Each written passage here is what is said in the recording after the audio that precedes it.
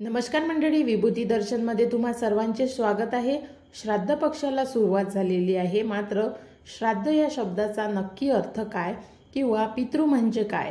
तर पितृ म्हणजे आपल्याला असं वाटते की आपले पूर्वज जे वारलेले आहेत ते म्हणजे आपले पितृ, आणि श्राद्ध म्हणजे ज्या दिवसावर ते वारले तो दिवस म्हणजे श्राद्धाचा दिवस। तर श्राद्ध या शब्दाचा अर्थ आजच्या व्हिडिओमध्ये आपण जाणून घेऊया, कारण श्राद्ध या शब्दाचा अर्थ खूप विशेष आहे आणि खोल आहे।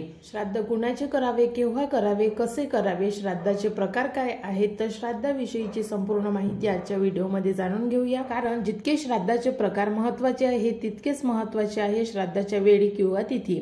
श्राद्धाचे मुख्यतः 4 प्रकार पडतात: पार्वण श्राद्ध, एकोदिष्ट श्राद्ध, नांदी श्राद्ध आणि चौथं संपीडीकरण श्राद्ध। तर असे श्राद्धाचे 4 प्रकार पडतात। त्या व्यतिरिक्त आणखी 2 श्राद्ध आहे, ते म्हणजे हिरण्य श्राद्ध आणि आश्रम श्राद्ध। आता हे श्राद्ध करण्याच्या वेळी 2 आहेत। एक एकोदिष्ट श्राद्ध हे मध्य काळात करतात, म्हणजे दुपारी करतात, आणि नांदी श्राद्ध हे सकाळी करतात। आणि पार्वण श्राद्धाचं वेगळं आहे। पार्वण श्राद्धामध्ये दिवसाला 4 घडी असतात, तर त्या 4 घडीमधला शेवटची जे घडी असेल तर त्या शेवटच्या घडीमध्ये हे श्राद्ध पार्वण श्राद्ध केलं जाते।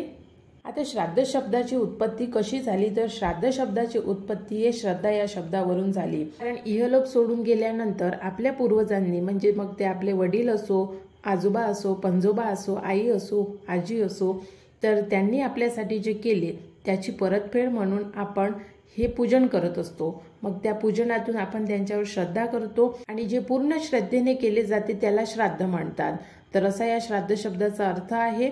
आणि ब्रह्मपुराणानुसार श्राद्ध विधीची मूळ कल्पना ही ब्रह्मदेवाच्या पुत्रापासून सुरू झाली, जे अतिऋषी होते यांच्यापासून या श्राद्धाची निर्मिती झाली आहे असं म्हणतात। आणि आपल्या हिंदू धर्मामध्ये श्राद्धाला देवकार्यापेक्षाही जास्त महत्त्व आहे। म्हणजे एक वेळी तुम्ही देवपूजा केली नाही तर चालेल, पण श्राद्ध करणे अत्यंत महत्त्वाचे आहे। कारण श्राद्ध हे धर्म, अर्थ आणि काम याची प्राप्ती करून देते। आपण बघतो की बऱ्याच घरांमध्ये वास्तुदोष आणि पितृदोष हे 2 दोष अत्यंत त्रास देणारे दोष आहे। कारण जर वास्तुदोष असेल तर तुमच्या घरामध्ये तुमची बरकत होणार नाही, तुम्ही जास्त आजारी राहाल, तुमची प्रगती होणार नाही, अन्य कोणतेही कारणे असू शकतात। तसेच पितृदोष असेल तर तुमच्या घरामध्ये नक्कीच अडचणी कोणत्या राहील, तर तुमच्या घरामध्ये कोणतेही शुभकार्य कधी जास्त होणार नाही। शुभकार्य करायला जात असाल तर त्यामध्ये नक्कीच कोणत्या ना कोणत्या तरी अडचणी येतील। तसेच मुलींचे विवाह होणार नाही, घरामध्ये आजारपण जास्त राहील, प्रगती होणार नाही, व्यवसायामध्ये अडचणी येतील, व्यवसाय चालणार नाही, नोकरी लागण्याच्या शक्यता फार कमी राहतात, आणि जर नोकरी लागली असेल तर त्यामध्ये सुद्धा बऱ्याचशा अडचणी राहतात। तर अशा प्रकारे खूप साऱ्या अडचणी पितृदोष आणि वास्तुदोष असे हे 2 दोष आपल्याला देत असतात। म्हणून पितृदोषावरती काम करणे आणि वास्तुदोषावरती सुद्धा काम करणे हे आपल्या हिंदू धर्मामध्ये आणि हिंदू शास्त्रामध्ये विशेष महत्त्वाचं मानलं आहे। जर तुम्हाला पितृदोष असेल तर आपल्या ज्योतिषशास्त्रामध्ये कुंडलीनुसार आपल्याला पितृदोष आहे की नाही ते काढलं जाते, आणि नंतर आपल्याला त्याची विधिवतपणे पूजा सांगितली जाते। पितृदोष किती पिढ्यांपासून आहे आणि तो कोणाला आहे, तर हे सुद्धा ज्योतिषशास्त्रामध्ये सांगितलं जाते, आणि त्यानुसार पूजाविधी केली जाते। तर अशा पद्धतीने ज्यांना कोणाला वाटत असेल की आपल्या घरामध्ये पितृदोष आहे, पितृदोष हा फक्त पुरुषांनाच नव्हे तर स्त्रियांना सुद्धा असू शकतो। कारण आपण बघतो की आपल्या हिंदू धर्मामध्ये फक्त पुरुषांनी अशा पद्धतीच्या पूजाविधी कराव्या। पितृदोष किंवा संतान दोष, संतान न होणे हा सुद्धा एक दोष आहे, आणि झालेली संतान मरण पावणे हा त्यापेक्षाही मोठा दोष आहे। तर हे दोष स्त्रियांना सुद्धा लागू पडतात आणि पुरुषांना सुद्धा लागू पडतात। म्हणून ज्या घरामध्ये स्त्री लग्न करून जाते त्या घरामध्ये तो दोष असतो। मग तो दोष स्त्रीला लागलेला आहे की पुरुषाला लागलेला आहे हे मात्र नक्की कळत नाही, तर त्याच्यासाठी ज्योतिषशास्त्राचा आधार घ्यावा आणि त्यानुसार पूजा अर्चा करून दोष नाहीसे करावे। आता आणखी एक प्रश्न येतो, तो प्रश्न अत्यंत महत्त्वाचा आहे। कारण श्राद्धपूजन किंवा पितृपूजन कोणी करावे आणि कोणी करू नये। तसेच बऱ्याच लोकांना मुलीच असतात, तर काही लोकांना फक्त मुलं असतात। मग अशा लोकांनी काय करावे, आणि काही लोकांना तर संतान सुद्धा नसते।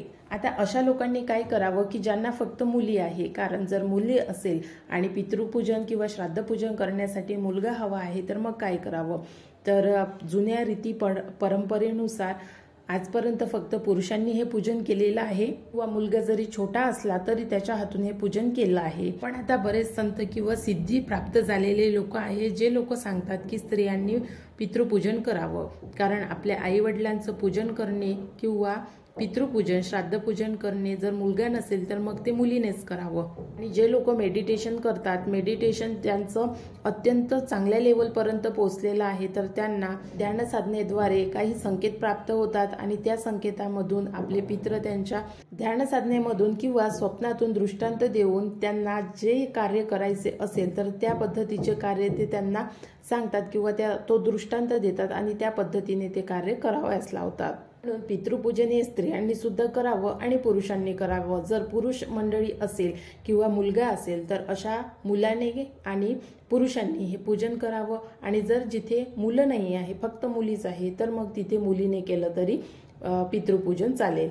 आता हे पितृपूजन कधी करावं हा सर्वात महत्त्वाचा विषय आहे। तर पितृपूजन हे कोणत्याही महिन्यामध्ये आपले पूर्वज म्हणजेच आपले आई वडील असो, भाऊ असो, बहीण असो, आपला मुलगा असो, कोणीही वारलेलं असेल तर मग कोणत्या तिथीवर करावं किंवा मग तारखेवर करावं। तर प्रत्येक महिन्यामध्ये तिथी असतात आणि त्याच तिथी भाद्रपद महिन्यामध्ये सुद्धा आहे, तर त्या तिथीवर जर तुम्हाला तीथ माहीत असेल तर त्या तिथीवर तुम्ही श्राद्ध करावे, आणि जर तीथ माहीत नसेल तर मग अमावस्येच्या दिवशी हे श्राद्धपूजन केलं जाते। कारण आपण जितकं जास्त देवतेला मानतो तितकेच जास्त पूजनीय असतात आपले पितृ।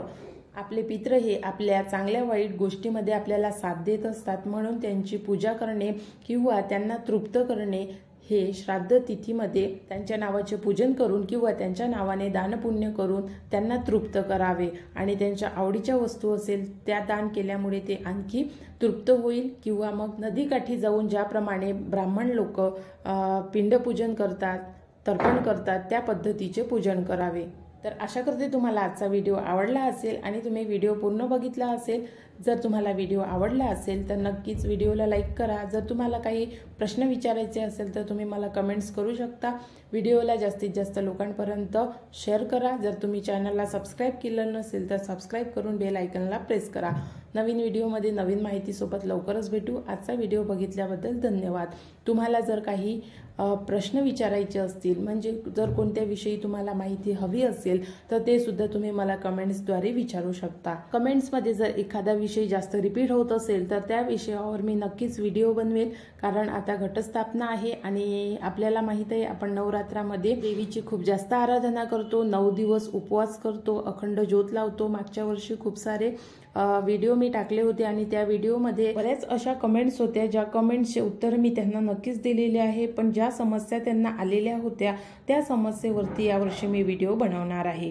त्यामुळे तुम्ही चॅनलला आता सबस्क्राईब करून ठेवा आणि बेल आयकॉनला प्रेस करा। बेल आयकॉनला प्रेस केल्यामुळे व्हिडिओची नोटिफिकेशन तुम्हाला सर्वात आधी मिळते आणि व्हिडिओ टाकल्या सर्वात आधी व्हिडिओ तुमच्यापर्यंत पोहोचते। नवीन व्हिडिओमध्ये भेटू।